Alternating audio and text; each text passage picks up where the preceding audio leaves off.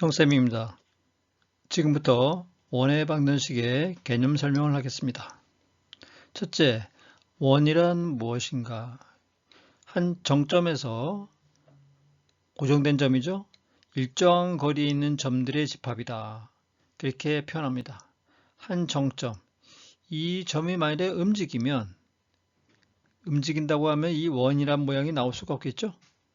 그래서 이걸 고정시켜 놓고 한 점을 고정시켜 놓고 쭉 돌리면, 꼭 말뚝을 박아 놓고 말을 한 바퀴 돌리면 원을 그리면서 원을 도는 그런 성질들이 있죠. 그래서 이 원은 제일 중요한 게 중심입니다. 그래서 원 문제의 해법은 중심에 있다, 이렇게 표현합니다. 원 문제의 해법은 중심에 있다. 여러분들이 원 문제를 풀 때는 항상 중심에서 시작한다고 생각하시면 되겠습니다. 두 번째, 원의 방정식을 수학적으로 표현할 때 방정식을 어떻게 표현하느냐. 첫째, 원의 중심이 원점일 때 모든 원위에 있는 점들 P1, 여기 P2, P3 공통점이 아까 원의 정의가 뭐라 그랬죠? 한 중심까지의 거리가 다 같다, 그 얘기죠? 이렇게 반지름 R로 같다, 그 얘기죠? 그러면 원위 임의의 점을 Px, Y라고 놓을 때 여기서 X축에다가 수선 내리고 원점하고 연결하면 이렇게 직각삼각형이 나오죠? 직각삼각형 하면 또 생각나는 게 뭡니까? 피타고라성이죠. 피타고라성에 의해서 요 X좌표, Y좌표가 마이너스 있을 경우도 있기 때문에 요 직각삼각형의 밑변의 길이를 절대값 X, 그다음에 높이를 절대값 Y라고 표현할 수 있고, 피타고라성을 쓰면 절대값 X의 제곱은 그냥 X제곱과 같죠. 그래서 X제곱 플러스 Y제곱은 R제곱이다, 이런 게 하나 나오죠. 이런 꼴을 갖다가 표준형이라고 합니다. 표준형. 그러면 원의 중심이 원점이 아닐 때는 어떤가? 두 번째, 원의 중심이 Mn일 때 마찬가지입니다. 임의의 점 P에서 수직선 내리고 수평선 그어가지고 이렇게 직각삼각형 만들 수 있겠죠? 그러면은 여기서 이 PH의 길이, 여기는 CH라고 잘못 썼는데 이거를 지금 C라고 놓은 거죠? 원의 중심을 C라고 놓으면 요 CH의 길이는 절대값 X-M이 됩니까?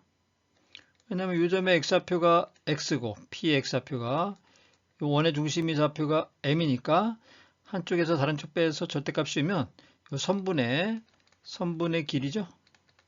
선분의 길이, 그 다음에 이 높이는 절대값 y-n이 되겠죠.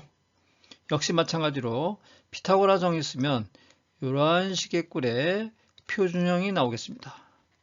이것도 원의 중심이 Mn이고 반지름이 R인 원의 방정식의 표준형이 되겠습니다. 세 번째, 앞에 직선에서도 마찬가지였지만 일반형이 있죠. 이 표준형의 식을 다 전개하면 x2창, y2창, x1창, y1창, 상수항이 이렇게 있을 수 있죠. 이렇게 방정식으로 푼 거, 이거를 일반형이라고 합니다. 역시 일반형이 완벽한 방정식이 된다 그랬죠? 원도 마찬가지입니다.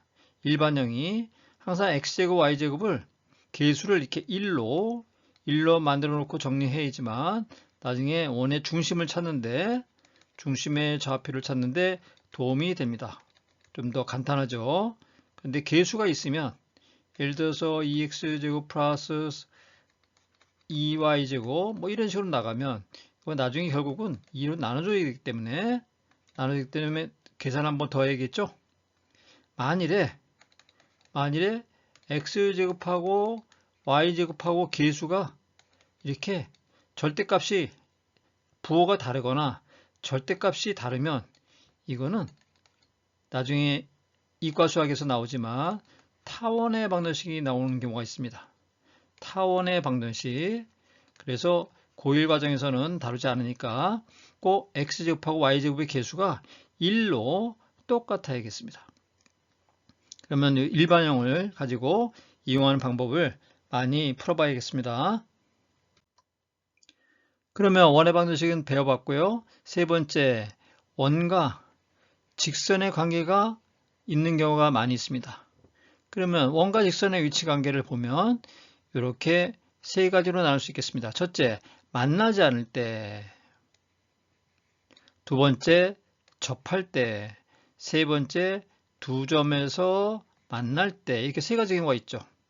그럼 이 세 가지를 갖다가 구분하는 방법이 뭐냐면 원의 중심에서 요 직선까지의 거리죠? 결국 거리는 수선의 길입니다. 거리, 원과 원의 중심, 점에서 직선까지의 거리 공식이 있죠? D? 요 D가 요 반지름 R보다 크겠죠? 이 경우는 D가 R보다 크다. 접할 때는 이 D가 반지름 R하고 같겠죠? 두 점에서 만날 때는 이게 반지름이고 이게 D가 되니까 D가 R보다 짧겠죠? 이렇게 원과 직선 문제는 거리 공식 이용한다. 이게 해법입니다.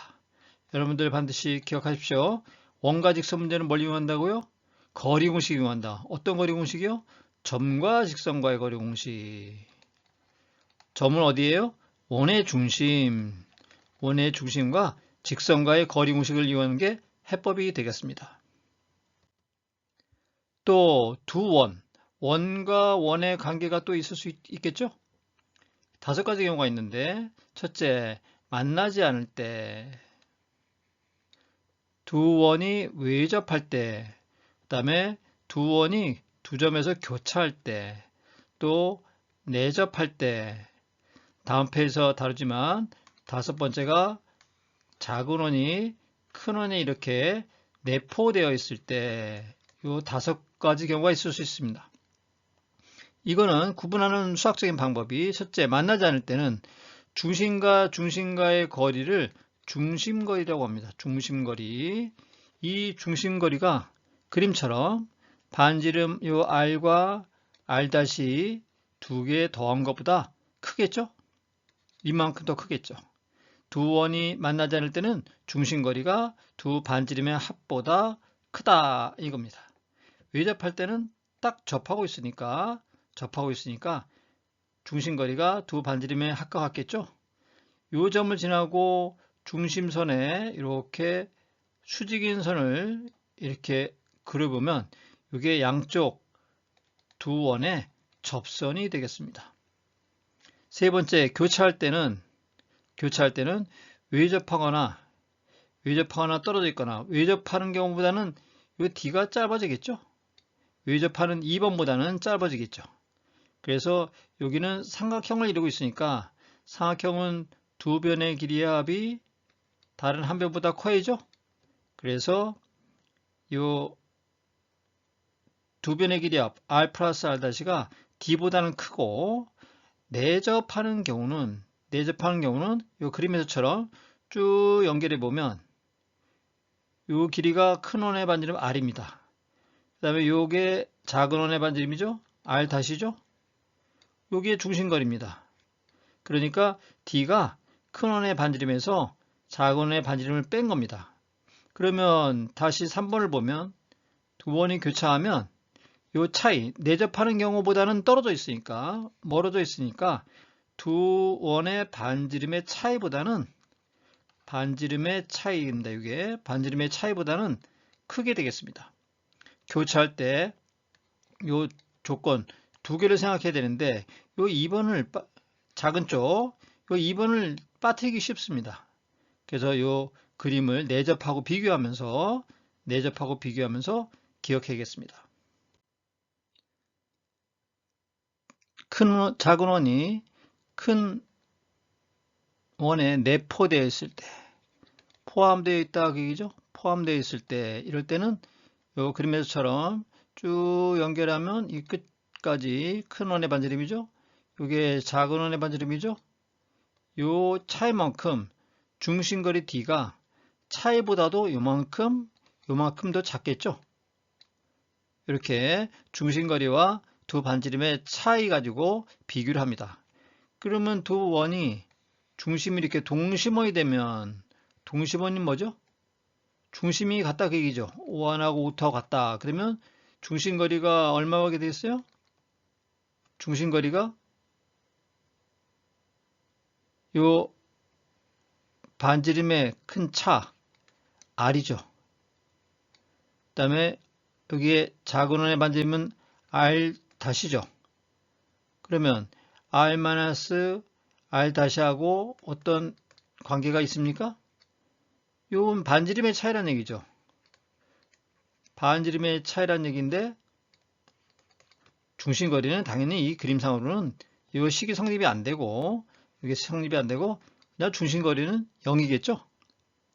이 차이하고 두 반지름의 차이는 요 길을 타는데 이거는 요 중심거리 계산하고는 상관이 없죠. 그냥 중심거리는 0이다 이렇게 하면 되겠죠. 다섯 번째 넘어와서 두 원의 교점을 지나는 원의 방정식의 문제가 나오는데 두 가지가 있습니다. 첫째, 공통연의 방정식. 공통연은 두 원의 교점을 지나는 현, 결국 직선의 방정식이라는 얘기죠. 그러면 두 원의 방정식을 일반형으로 이렇게 놨을 때 교점을 반드시 지나야 되므로 두 점을 지나는 직선이 몇 개 있습니까? 두 점을 지나는 직선은 한 개밖에 존재하지 않죠. 그런데 두 원의 방정식은 2차식이죠? 2차식입니다. 그럼 결국 2차식의 값은 직선은 1차식이니까 이 2차식이 없어져야죠. 그럼 없어진다는 얘기는 수학적으로는 이렇게 납니다. 일반형으로 하나의 원의 방정식에 일반형 놓고 미지수 k 곱하기 다른 하나의 원의 방정식을 이렇게 놓습니다. 그러면 k는 임의의 실수니까 이게 항등식 문자가 되겠습니다. 그러면 k의 값과 상관없이 무엇이 성립하겠어요? 상관없이 앞에 게 0일 때 뒤에 게 0이죠? 그러면 앞에 게 0이고 뒤에 게 일반형의 값이 0이면 뭘 뜻하는 거예요? 이 전체식이 이 두 식을 2차식이 0이라는 걸 만족하니까 두 교점 A, B를 지난다 그 뜻입니다. 그런데 그게 하나밖에 없고 2차항이 없어져야 된다고 생각하면 K가 바로 마이너스 1이면 결국 뺀다는 얘기죠. 마이너스 1이면 빼면 결국 이렇게 XY 1차 항이 있는 직선의 방정식이 나오겠죠. 이 직선의 방정식, 이 바로 직선의 방정식이 공통현의 방정식이 되겠습니다. 결국은 두 원의 방정식 2차 일반형을 갖다가 이렇게 같게 놓고 교점을 구하듯이 방정식 풀면 당연히 2차항이 소거되니까 이것이 바로 방정식을 푼 거나 마찬가지로 돼서 공통현의 방정식이 되겠습니다. 두 원의 공통현의 방정식 어떻게 한다고요? 2차항의 개수를 맞춰주고 빼주면 됩니다. 그걸 정리하면 바로 공통현의 방정식이 되겠습니다.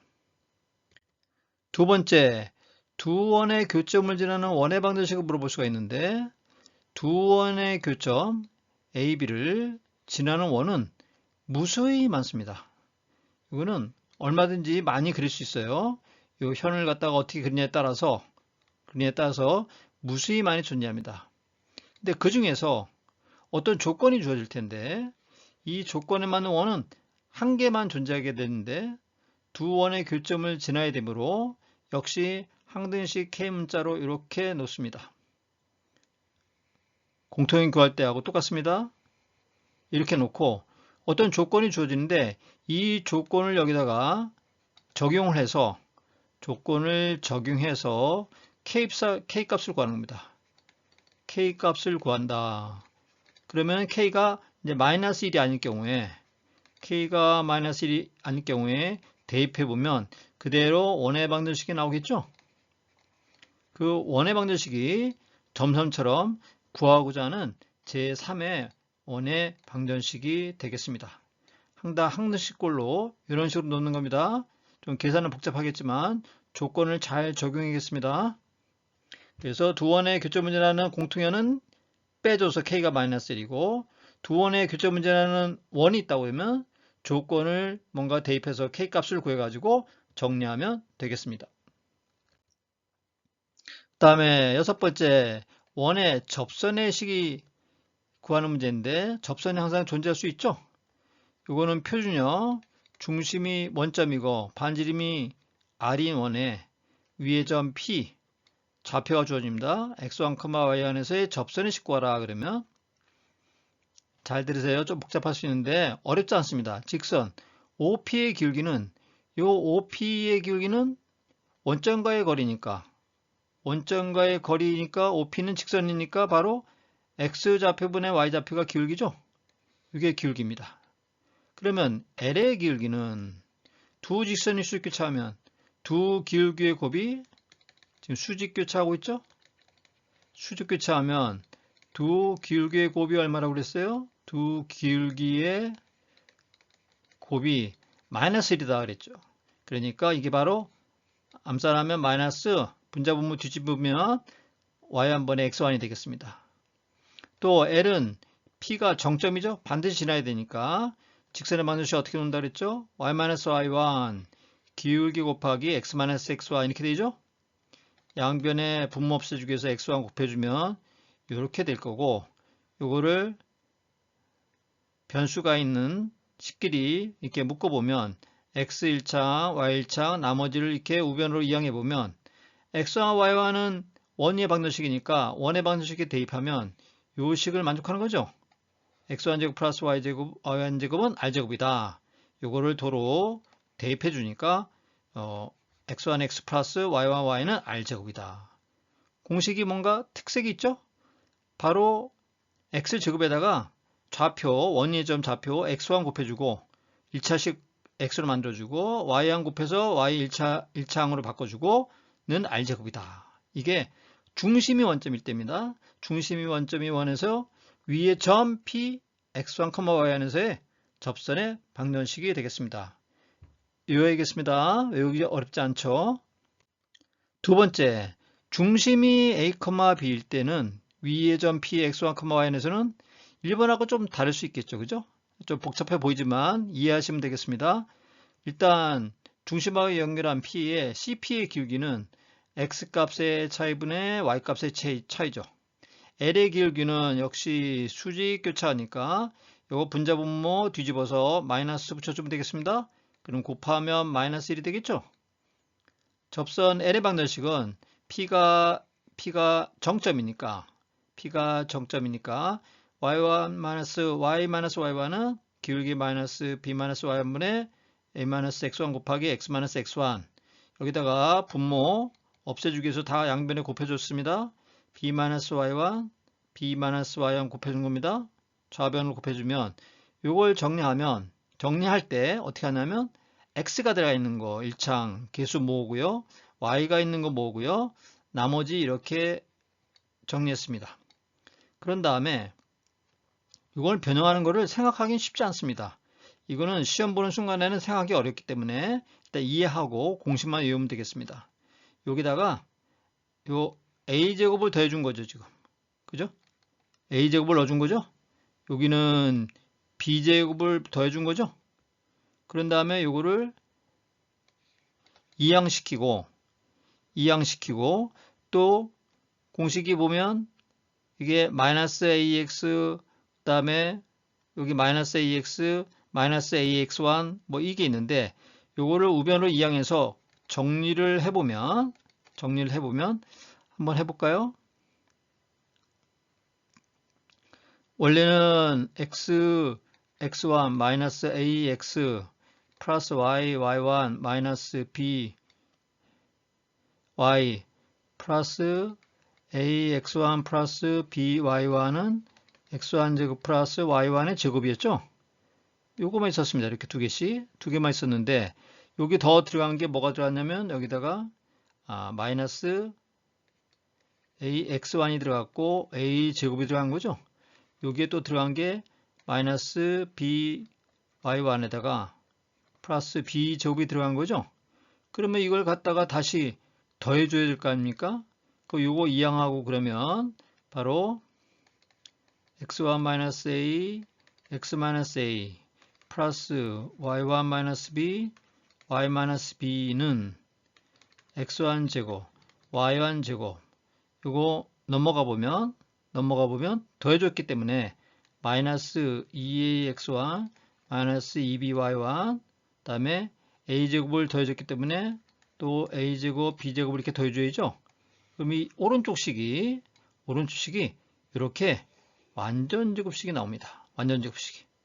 그런데 x1, y1이 원위의 방정식이니까 원의 방정식에다가 대입해주면 이게 바로 r제곱하고 같겠죠? 그래서 공식이 나오기를 x1-a 곱하기 x-a 플러스 y1-b 곱하기 y-b는 r제곱이라고 하는 이런 공식이 나옵니다. 그러면 첫 번째 원의 중심이 원점일 때의 접선의 방정식 공식하고 차이가 뭐예요? 원의 방정식은 중심이 원점일 때는 x1x 플러스 y1y는 r제곱이었는데 여기서는 요 x1x 대신에 요 마이너스 a를 똑같이 해준다고 생각합니다. 여기는 마이너스 b를 이렇게 똑같이 해주고 나머지는 r제곱이다. 이렇게 기억하면 되겠습니다. 좀 복잡하더라도 공식을 몇 번 써보면 됩니다. 몇 번 써볼까요? 처음에는 어떻게 했어요? 10번. 또 까먹으면 5번씩 이렇게 계속 써보면 외워집니다. 세 번째, 원 밖에 한 점. 원 밖에 한 점. 이거는 원 위의 점하고는 다른 거죠? 원 밖에서 원에다가 접선을 그었을 때 기울기가 정해집니다. 또는 조건을 주어질 때가 있는데 기울기가 m일 때 이 직선의 방정식 L은 어떻게 되느냐 그 얘기죠. 그러면 일단 L의 방정식은 기울기만 가르쳐줬으니까 이렇게 표준형으로 mx 플러스 n이라고 놓을까요? 접선 L과 원과의 교점은 딱 하나만 존재하게 되어 있습니다. 하나만. 그러므로 두 식의 교점을 지나는 2차 방정식에서 판별식이 0이죠. 교점이 하나니까. 그러니까 y는 mx 플러스 n을 원의 방정식에다 대입해서 판별식을 쓴 겁니다. 판별식이 접하니까 교점이 하나니까 0입니다. 요걸 정리해보면 n제곱이 이렇게 나오겠죠? 그럼 n은 뿔마 루트 r 루트 1 플러스 m제곱이 됩니다. 요걸 갖다가 y는 mx 플러스 n 요 상수항자리에다가 대입해 주니까 이렇게 나온다 그 얘기인데 이 공식은 외우기 어렵습니다. 나중에 자꾸 잘 까먹고요. 외우기 어렵습니다. 그러니까 이건 외우지 말고 그냥 기울기 가지고 첫째 판별식 쓰고요. 판별식이 0이다 이렇게 쓰고요. 대입하면 됩니다. 이 판별식 조건 가지고 그 다음에는 그냥 정리하면 됩니다. 정리하면 된다. n만 구하면 되는 거죠. 그죠? 상수항자리. 그래서 이거는 그냥 판별식을 쓴다. 그다음에 나중에 미분을 배우면 미분에서 조금 더 쉽게 할 수 있는 방법이 있는데 음함수의 미분이라 그래가지고 아주 편리합니다. 이거는 이과 과정에서 미적분 2에서 또 만나도록 하겠습니다.